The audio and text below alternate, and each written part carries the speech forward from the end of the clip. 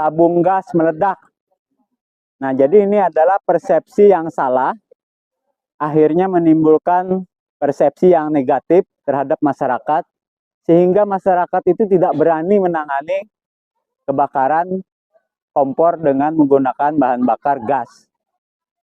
Kenapa kita katakan itu adalah persepsi yang salah? Ini adalah salah satu bukti.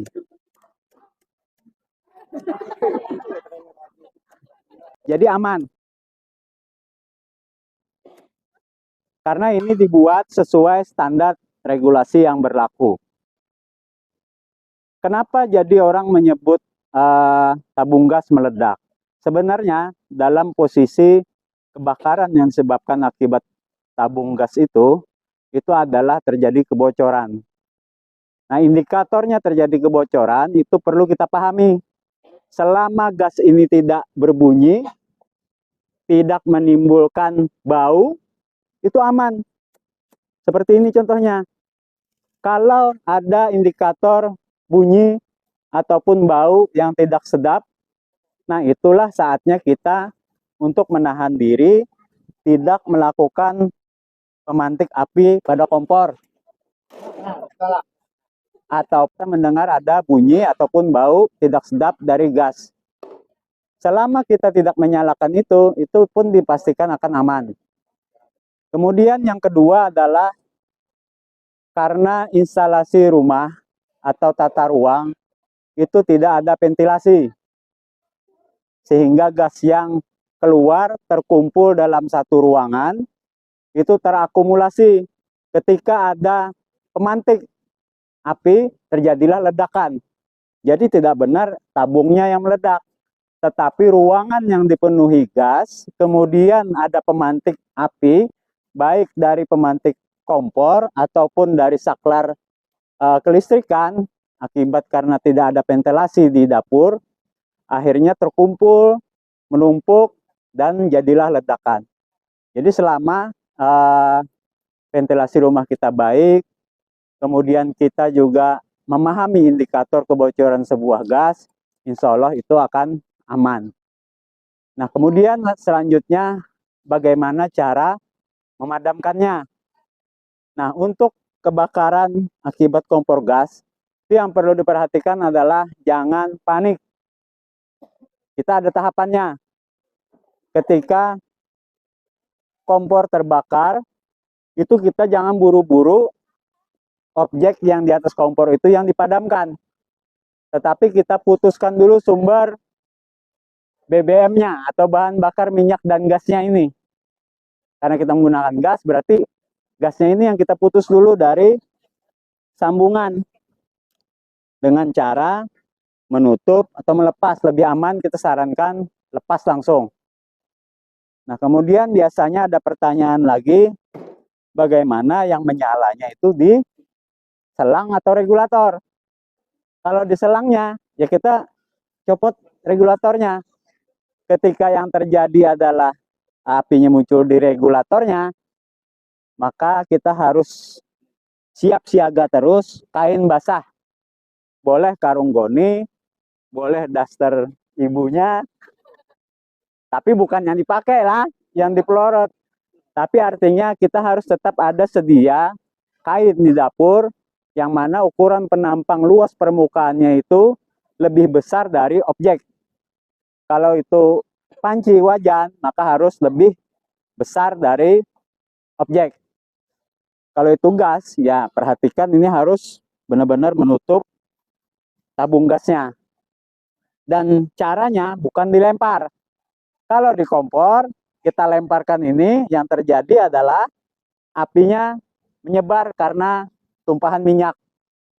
Dengan rumah kita di beberapa desa itu masih dominan non permanen atau berbahan kayu, itu bisa terjadi nanti lantai rumah yang terbakar akibat penanganan yang salah.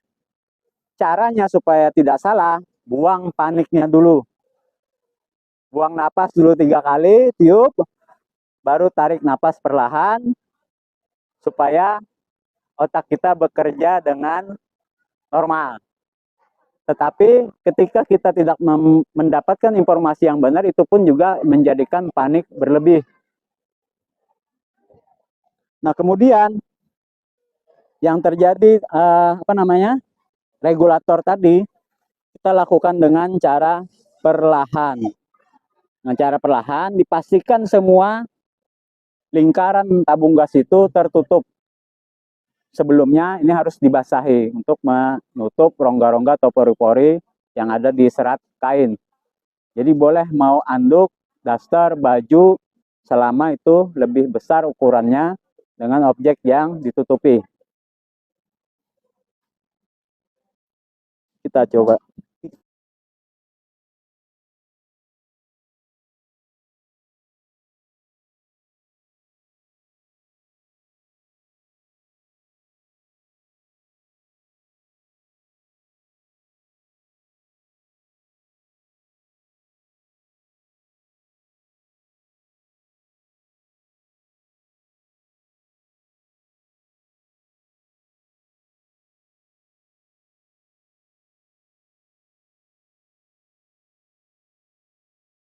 Kita berlatih di sini sama-sama sharing bagaimana cara menangani kebakaran kompor.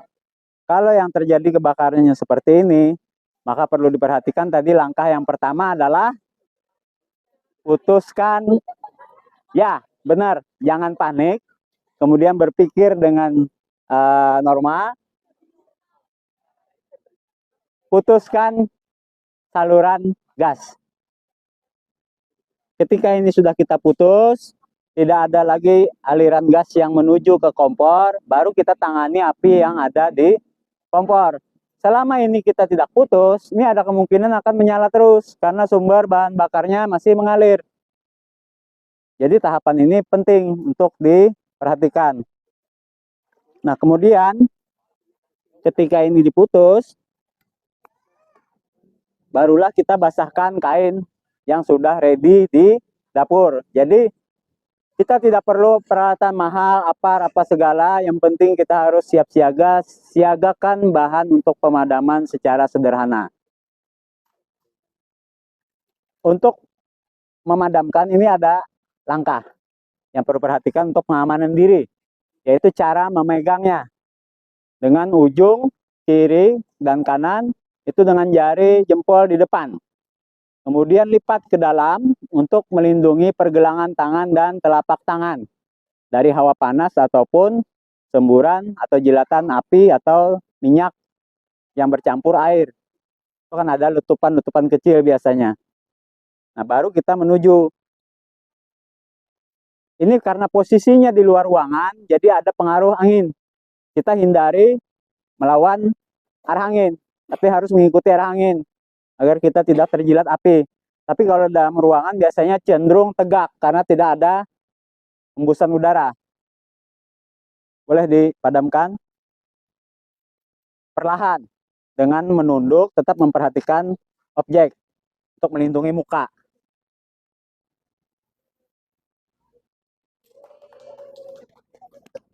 Kelihatannya mudah ya, tapi dicoba. Agar yang kelihatan mudah itu memang kita coba, memang mudah. Jadi untuk meyakinkan diri memang kita harus mencoba.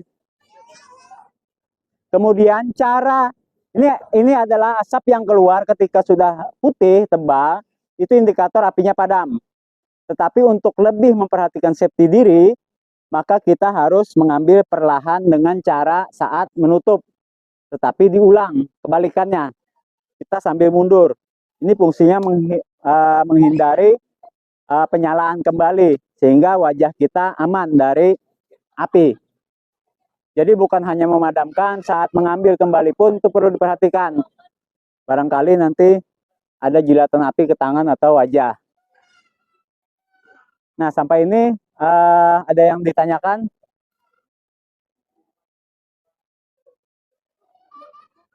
Kira-kira jelas nggak? Silakan.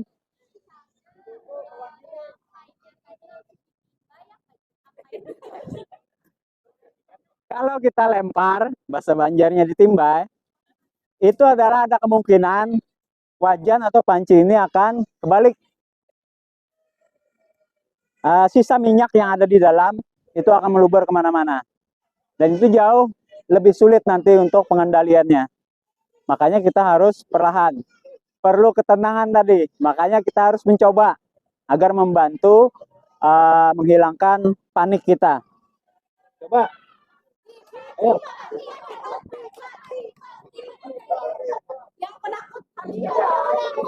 Sedikit bocoran, biasanya kalau KKN laporan itu akan nilai maksimal ketika ada dokumentasi. Itu pasti dosen akan memperhatikan, oh ini benar-benar KKN nih di Desa Cindealus. Sama halnya dengan ini trik ya.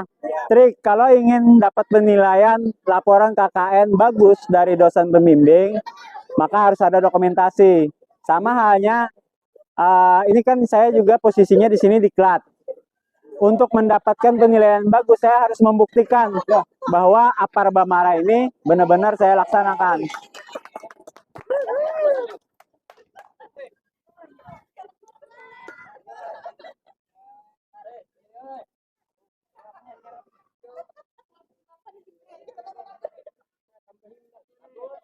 Insya Allah nilainya plus nanti dari dosen pembimbing.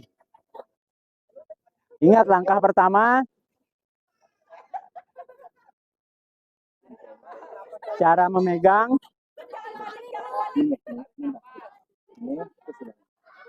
Nah, jempol ke depan, ya sebelahnya. Nah, jempol ke depan, putar ke dalam, baru izin. Langkah pertamanya belum. Jadi harus putuskan dulu saluran gas. Jadi ingat ya, langkah pertama adalah putuskan sumber bahan bakarnya. Ya. Kan ada putaran. Belum pernah? Nah, ini belum pernah nih. Berapa tahun lagi lulus jadi ibu rumah tangga, sulit nanti menyalakan kompor. Ini ditahan sedikit, lepas. Ditahan sedikit, ini lepas, putar ke berlawanan arah jarum jam. Lepas, taruh ke bawah, baru basahkan kain. Karena sudah basah, bisa langsung diposisikan tangan, lipat ke dalam. Nah, dekat, perlahan lindungi wajah. Lindungi wajah. Perlahan, perlahan. Perlahan tutup terus. Tarik. Nah, bukan maksudnya tarik dirapatkan. Nah, untuk memastikan tidak ada udara. Ini anak-anak MIPA nih. Perlu dites ini. Iya. 3 unsur pembentuk api. 3 unsur pembentuk api atau yang biasa disebut segitiga api. Terdiri dari anak-anak MIPA ini masalahnya. Ya. Tanpa AI. Coba sebisanya. Betul? 2. 3 unsur pembentuk api. Ini pelajaran dasar dalam kebakaran. Oksigen. Betul dikatakan, ada di mahasiswa, ada oksigen. Kemudian yang kedua adalah bahan bakarnya. Mau itu oli, minyak, atau gas, itu adalah bahan bakar. Kemudian yang ketiga adalah sumber panas.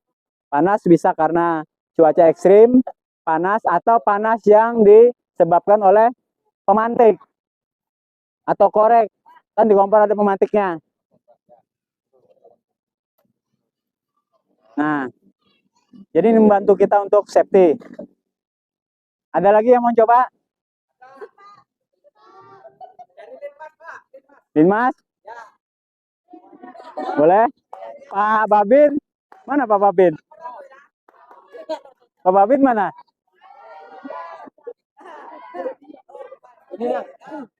Oh, boleh.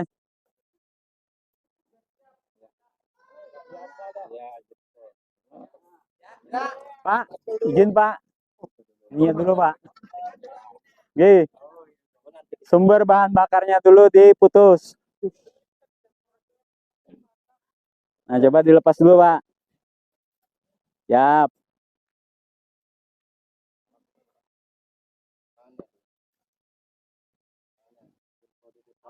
Oke.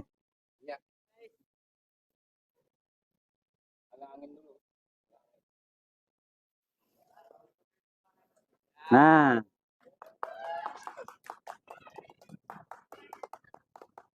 indikatornya api padam di dalam itu ketika ada asap putih yang keluar. Makanya biasanya kalau di medsos itu ketika terjadi kebakaran, pemadam turun, kemudian ada informasi sudah asap putih, artinya itu sudah ada penurunan kebakaran. Ada lagi yang mau coba? Sebelum kita lanjut nanti ke materi APAR.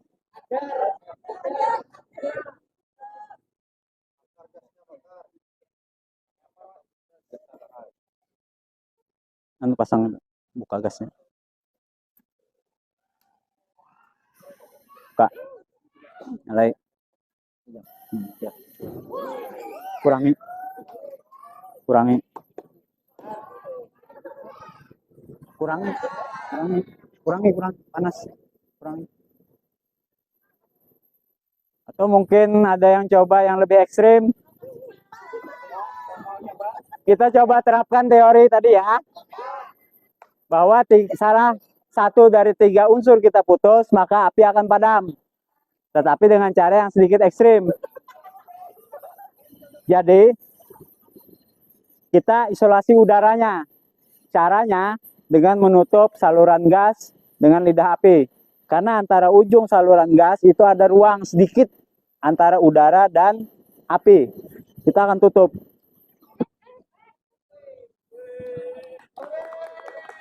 Ini pembuktian teori bahwa segitiga api itu bisa kita hilangkan salah satu unsur, maka api akan padam.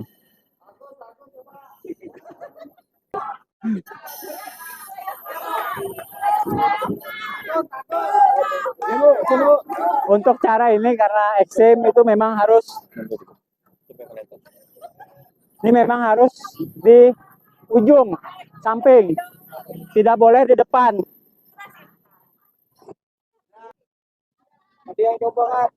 Tapi di sini untuk APAR kita hanya akan menjelaskan cara penggunaan APAR. Karena APAR untuk diaplikasikan pemadaman pada kompor itu tidak tepat. Karena APAR ini punya tekanan yang tinggi, 16 bar. Buan pian yang tahu tuh ukurannya lah. Tekanan bar, 16 bar. Dari MIPA tuh tahu tuh ukuran 16 bar. Jadi kami hanya menunjukkan cara pengoperasian APAR. Kenapa tidak kami sarankan untuk kebakaran kompor kecuali sangat mendesak?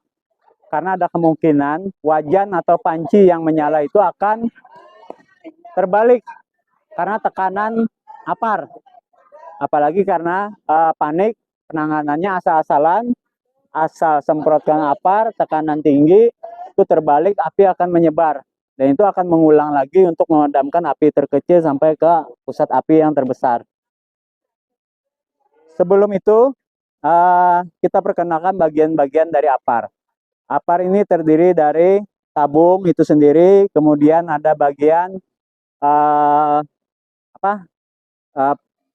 tanda tekanan atau manometer, pengukur tekanan, ada manometernya, dan di manometer itu ada garis indikator hijau di tengah, kemudian ada merah kanan dan merah kiri. Ketika posisi jarum tekanan berada di merah kanan, maka itu indikator bahwa tekanan dari APAR itu kurang. Perlu di refill atau isi ulang. Sebelum mengisi ulang, perlu Anda gunakan sampai kosong untuk memastikan tidak ada oknum jasa pengisi ulang APAR yang curang. Karena kalau Anda kembalikan ke pengisian ulang tanpa ini dikosongkan, ada kemungkinan nanti hanya label yang diganti. Jadi ini perlu diperhatikan. Pastikan dikosongkan. Agar tidak sia-sia untuk mengosongkan APAR ini, gunakan untuk sarana latihan. Latihan mandiri. Baik itu di kantor, di kampus, atau di tempat kerja, di swasta, ataupun di pemerintahan, masa expirednya adalah ditetapkan 1 tahun, walaupun ada beberapa kasus itu tidak mengalami perubahan fungsi. Kantor atau di rumah, itu perlu ada maintenance. Caranya itu dibolak-balik, didengarkan, taruh di telinga. Apabila terdengar suara mendesir seperti pasir jatuh, itu artinya APAR masih berfungsi dengan baik, dengan catatan tekanan masih pada posisi garis hijau tengah. Kalau hijau kiri, kalau kita menghadap manometer, kalau merah kanan, itu tekanan berlebih juga harus dikuras. Gunakan latihan sebelum diisi ulang. Nah, kemudian ketika kita memeriksa, itu yang terdengar adalah seperti benda jatuh, agak padat, blek gitu. Itu berarti bahan kimianya membeku. Tekanan ada, tetapi karena bahan untuk pemadaman apinya itu beku, maka tidak akan bisa keluar. Yang keluar hanya udara tekanan saja, tanpa bahan kimia. Oleh karena itu perlu di maintenance. Setiap kita lewat APAR di tempat kerja kita, di rumah atau di kampus, cobalah bantu bolak-balik untuk memastikan tetap terurai, seperti butiran pasir. Nah, kemudian cara pengangkatan APAR saat kita penanganan itu ada 3. Yang pertama dengan cara digendong, kemudian yang kedua dengan cara dijinjing, dengan pegangan perhatikan pada posisi handle bawah, bukan handle atas. Karena handle atas ini untuk tuas mengeluarkan tekanan dan isi APAR ketika pinnya dilepas. Kemudian yang ketiga dengan cara dipanggul. Jadi APAR ini adalah alat pemadam api ringan, disebut ringan karena bisa dioperasikan oleh cukup 1 orang dengan beban maksimal dari 1 kilo hingga 16 kilo. Kalau nggak salah 16 kilo ya, Pak Tanjung. 16 kilo. Tapi kalau lebih dari itu biasanya dikasih roda. Maka kita nyebutnya alat pemadam api beroda atau APAP. Biasa kita lihat di SPBU. Karena itu susah untuk dioperasikan 1 orang karena bebannya yang berat, lebih dari 16 kilo. Sehingga disebutnya APAP, bukan APAM ya, APAM di Barabai. APAP, alat pemadam api beroda. Supaya mudah dikasih roda untuk mengoperasikannya minimal 2 orang. Tidak bisa 1 orang. Dan itu biasanya selain roda, selain ukuran juga dilengkapi dengan selang penyalur atau nozzle yang lebih panjang. Bisa sampai 5-10 meter. Nah, kemudian untuk cara pengoperasiannya, ketika terjadi kebakaran, ambil APAR di posisi APAR itu berada, kemudian bawa mendekati area terbakar, tapi belum pada posisi untuk melakukan pemadaman. Maka yang pertama adalah pegang lehernya, bagian botol di bawah handle bawah, pegang dengan cara seperti ini, kemudian lepaskan pin, kemudian lepaskan selang penyalur, angkat ke atas, kemudian tekan 1 kali untuk memastikan APAR bisa dioperasikan. Nah, ketika keluar, maka itu adalah posisi tekanan akan terus keluar. Maka setelah kita coba ini berhasil, harus segera kita lakukan pemadaman. Jangan sampai nanti tekanannya keburu habis. Karena APAR sekali pakai. Tidak bisa digunakan seperti Anda menyemprot parfum, memadamkan sedikit-sedikit. Tidak bisa. APAR langsung habiskan saja sampai apinya padam.